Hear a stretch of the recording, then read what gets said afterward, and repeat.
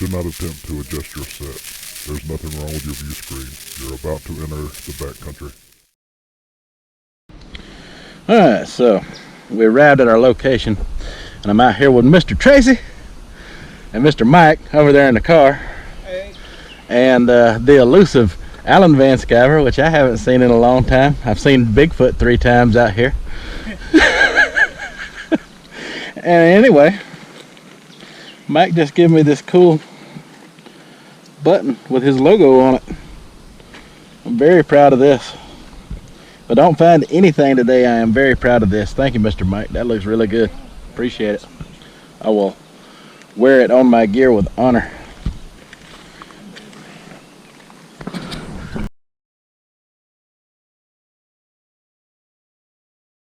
We're all out here in the woods and we're swinging, and I just wanted to get a look at my new toy.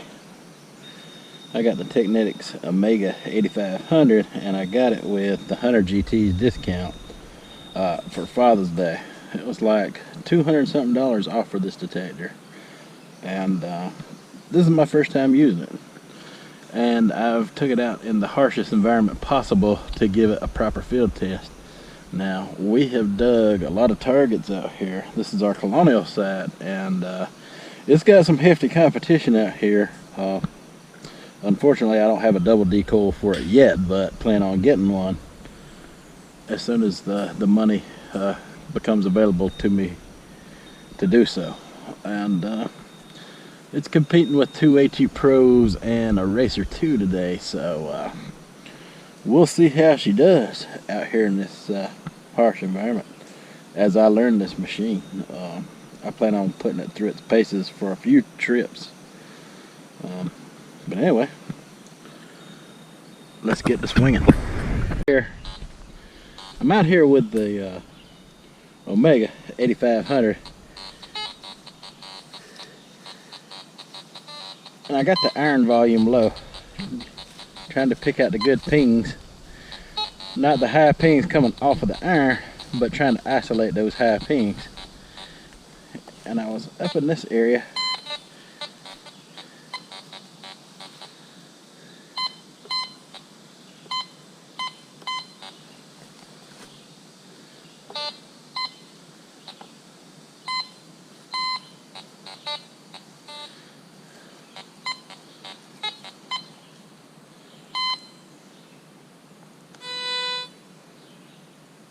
Alright guys, so I'm out here, and in that hole right there I just found my first decent target, and it is this Spencer shell case. First one of the day that I know about, unless one of the other guys have found one, but my second one ever out here. Cool. Old Spencer shell case. Feet apart. That's Colonial. There's no writing on that. That's like it's dropped in the 70s. Yeah. I don't have my loop with me. Dang, man. Yeah, it's definitely shankless, but I see where it used to sit. Yeah. It was like literally like right on the surface. I brushed back the pine needles and it was like sitting right there. It was probably brought out from the road scraping. Little Bill went and did it again. He found flat button. It was shankless. It sheared right off. But right there's what it was. Look at the wash on that. Look at that silver wash. That's amazing. That is really nice. Good job, buddy.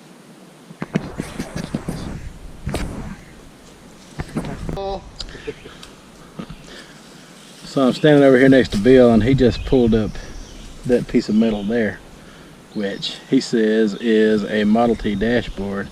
The hole in the center is where we're guessing the steering wheel would have come through. Where there's one Model T part, you're bound to find more. That's a good find there, Mr. Thompson. Thank you. What'd you get? The Model T dashboard. Where the steering wheel went through? Sweet. You give him another, Model A, something. give him another 30 minutes, he'll find the whole car. Give me time. Guys, I found the area right here. I don't know if you can see it good through my GoPro. That floods from where I think the retention pond used to be. It hasn't rained in a couple of days. It's still good and muddy and marshy out in there. The creek's just way on the other side of this humongous retention pond. So I'm thinking that our channel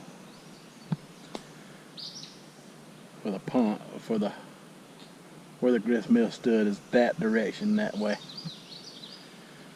Anyway, we're searching desperately for it today, and this is the first time I've ever come across this while it had water, and I've been up here in a drought and walked all out and through there. I wouldn't attempt it right now. Anyway, we'll keep you posted. Alright, here's a better shot of the retention pond. This thing is full of water. Probably water moccasins too. And those copperface snakes. I don't like any of them.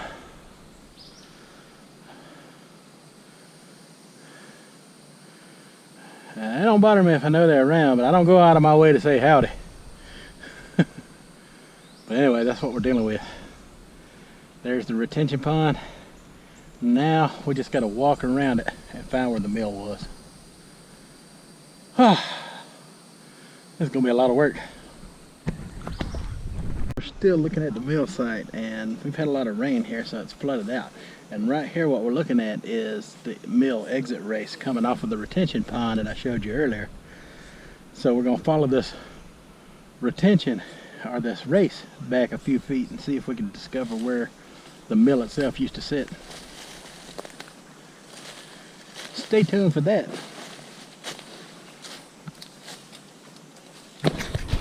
So, after being out here a while, I finally got a target, and I dug down. I found this. What this is, I don't know.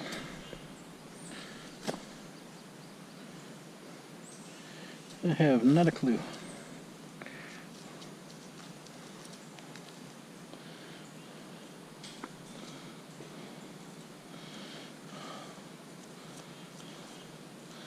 It's definitely got an interesting shape to it. Just an old piece of iron, I assume. Alright, we'll keep going. Iron. Not sure what it is. Let's go try to find better. So I am now the proud owner of this washer. Hoodoo. I found this little object. Not sure what that is. It rang up high. It's got a nice triangular pattern to it. Heavy. I'm thinking it's a piece of lead. Alright, so I'm out here and I just found this little round button of some sort. It's got writing on it that I can't make out.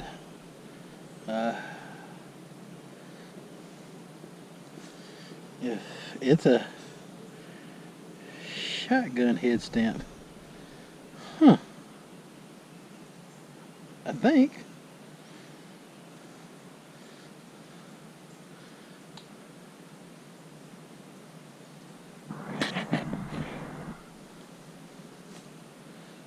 See what I can do to clean it up. Get a little sweat on it. See what we could do. Got reading on it.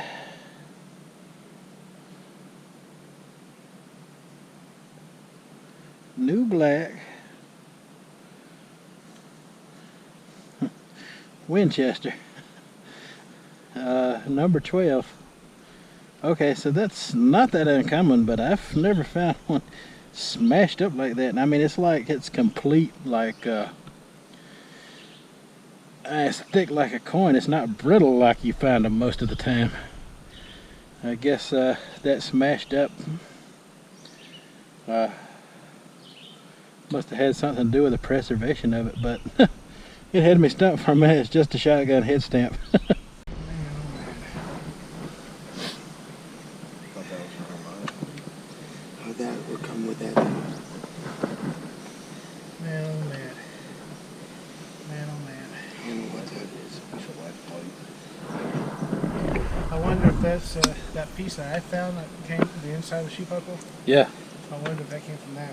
I don't. It may have, you know.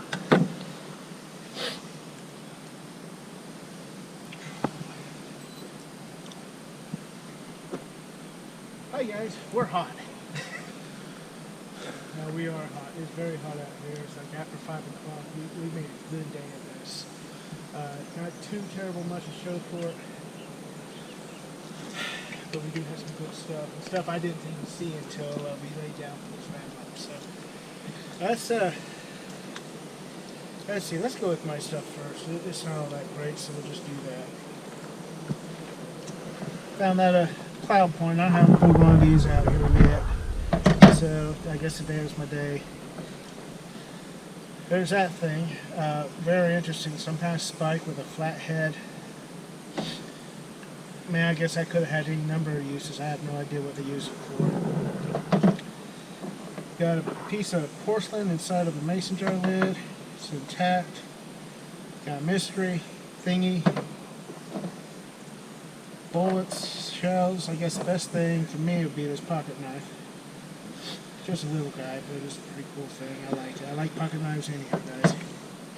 Let's go to Tom. He's got some cool stuff here. Look at that. That is a cool bottle. It is a crown top. I believe that's what they call them, right, Tom? Tim? Yeah. Or Bill? I think so, yeah. Okay. It says 16.5 ounces and is made here locally. So that is a cool find. Just laying right there on the surface. Cool square nail. A few odds and ends. There's no telling what some of this stuff was. His best metal find was this Sharp's cartridge here. And it seems to be in better shape than any of the other ones we found. This will be the 4th one to come out of this location. And that's starting to tell a story for us, so I'm happy for that. Good job, Tom. Thank you. Let's see, Alan. He fits all of his stuff in a little box here. One of his first things he found was this, it looks like it might be a car door. It could be like an icebox handle, I guess, but to me it looks like a car door. And it came with this chrome, I think it is. Yeah, I mean, that just fits right over top of that. He found a few odds and ends. We just don't know what some of this stuff is. Little piece of metal there. Alright, let's go over here to Bill. Got a 308? Yeah, it's a 308 shell. Yeah, certainly not modern. You're going to get this cross-contamination. Here's Bill. Big old spike nail of some kind. Bunch of mason jar lids. Odds and ends here. He found this lantern part. Right there's where the wick slides out at. That was a cool find. I guess a few bullets. He found a penny. What'd you say, a 67? 76. 76? Okay. Found that laying on the road. What does it say? What is it, 30? 35. 35 Remington? Looks like a 30-30 on me. His best thing, boy, is still this button. It does not have a shank on the back. It does not appear to have any writing. It's got incredible silver gilt on it. Look at that. That's amazing. That could be early 1800s, late 17s. Who knows? That is a really cool thing. Tracy. Come to find out, Tracy's been holding out on us. I'm gonna skip through all this. He's got all this iron here. You know, the normal things we pull out of here. This was pretty cool. I don't think we still know what that is. To me, it looks like something you'd run a rope up in and around and down again. But I don't know. He found this chain. I'm not sure what that is. Yeah, I don't know what that is. Piece right where that is. Okay, he's got a file. We found some files out there already. Just some odds and ends. Alright, we're going to jump right to his best thing. Check it out, guys. Do you have any idea what that is? Yeah, you see that? He found a part of a shoe buckle. That's... yeah, you didn't even know what it was, did you? That is awesome. That is a beautiful piece. It's got fancy on it. That would date this place. And he found it in the area where we were finding all the 1800 stuff. So this could be early 1800s, late 1700s as well. Awesome find. I'm jealous of him for this. So, is that it? Did I get everybody? Yeah. Got everybody? So, alright. Well, that's it, guys. We beat ourselves up here pretty good. This hunt was mostly exploration, not as much metal detecting, but I think it turned out pretty good. We found locations we didn't find before, and we got a better understanding of this place. It all helps. So, we had a good day, guys. I hope you enjoyed the video.